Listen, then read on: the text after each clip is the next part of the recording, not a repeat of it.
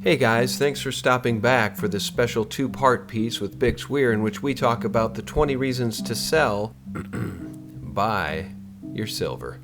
Now, you released an article recently called 20 Reasons to Sell Your Physical Silver. Now, for people who haven't read it yet, Bix, should they be scared, or were you being just a little facetious?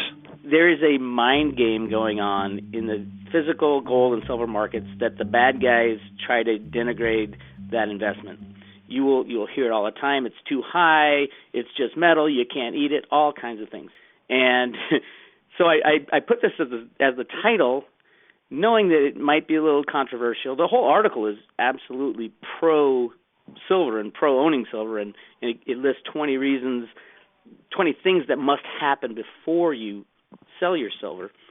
But the funny thing is I've gotten emails from people who are panicked. There's such a panic in the market because the banks and the media are saying, sell, sell, sell, it's in a bubble. I get emails from people panicked saying, what do you mean I'm supposed to sell my silver?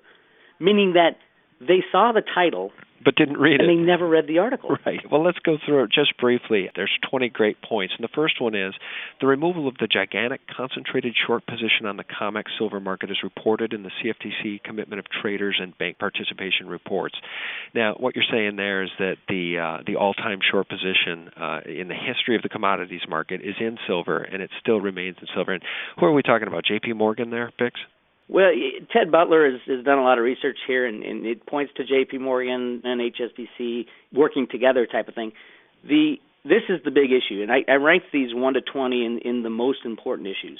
And the reason this is the big issue, if you think back to 1980 when the Hunt brothers were busted for trying to corner the silver market, they owned at that time about 90 million ounces of COMEX contracts. The government came in, and that's how they lost their position. They had a bunch of physical as well, but they were long 90 million ounces on the COMEX. The government came in and shut them down and said, okay, no more buying silver, only selling silver. Within 2 months, the price went from $50 an ounce down to $10 an ounce, and the Hunt brothers were removed from that position. So the value of silver got cut by 1/5 by removing that 90 million ounces. It gives us a little benchmark of what will happen when the government comes in to remove J.P. Morgan from this position that's right now the J.P. Morgan or the two banks or whatever it is, their position is 125 million ounces short. So it's much larger than the Hunt brothers position. Now, when that is removed, will we get another 5 times the current price adjustment to get it back to fair market value? So 5 times $40, if they remove this position, which everybody is thinking the CFTC is about to do that, the price of silver will jump to $200. And no one should fret if the CFTC doesn't take action. I'm convinced that they won't. I'm convinced that they're bought and paid for. I know there's some good people, at the CFTC, but hey, if they want to keep silver at 50 and 60 and it just slowly trickles up over the next year, that's fine with me because I can still afford to buy some here and there. Now, I was listening to an interview recently with Bill Murphy in which he said, as it relates to the poor Hunt brothers, the rules were changed midstream on them, and Bill made the point that if the rules were just enforced, as they sit on the books right now, J.P. Morgan would have to end that short position tomorrow. That's true. Yeah. Should we talk through some of these other points before we lose you? Sure. What are your favorite, maybe 2 or 3 that we should hit? Because I love them all. I mean, number 2 is the announcement of charges filed by the CFTC and the FBI, against J.P. Morgan for manipulation of the silver market. Number 3 is the shutdown of the iShares Silver ETF, which is just riddled with fraud for anybody that has read the prospectus. What are some of your favorites? Let's start with the silver shares, the iShares Silver ETF, not the Sprott or the CEF or the other ones that are more legitimate, but just the SLV, which has this Swiss cheese-like prospectus, holes all over it. There are, I think, 360 million ounces or so attributed to that ETF. Those are investors who believe they bought shares, and because they bought shares, physical silver was put into that ETF.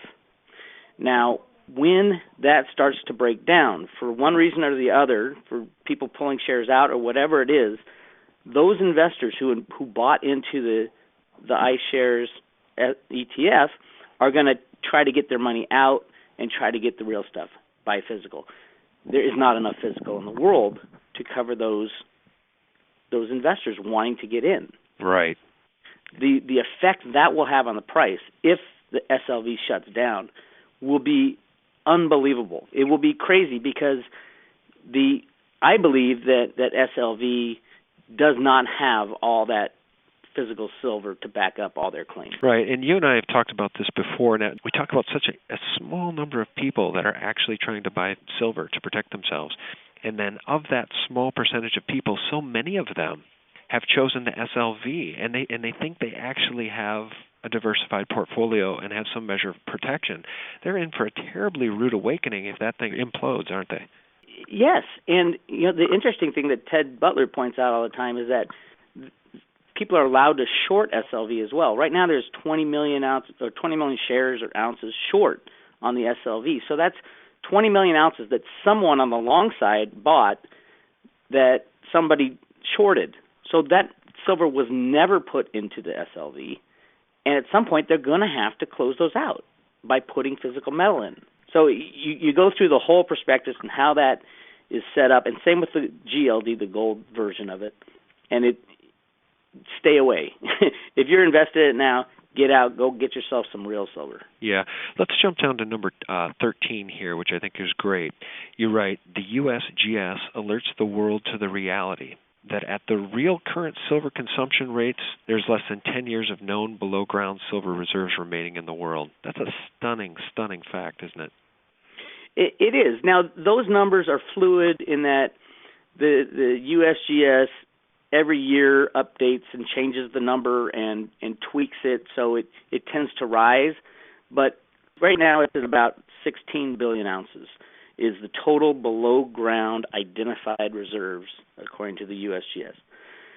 The demand is kind of the big question mark because you have these companies like the Goldfield Mineral Service, GFMS, who are the industry standards, who report on reserves and supply and demand. They're completely wrong. They've been wrong for years, and I think it was Eric Sprott who said all the guy he was giving a talk to a bunch of silver investors, and he said all the guys in this room have pretty much bought last year a lot more than GFMS is saying that the whole world bought, so we know those numbers are wrong. Right. So if I believe the demand to be somewhere between 1 billion ounces and 2 billion ounces every year. This concludes part 1, guys. Click here for part 2.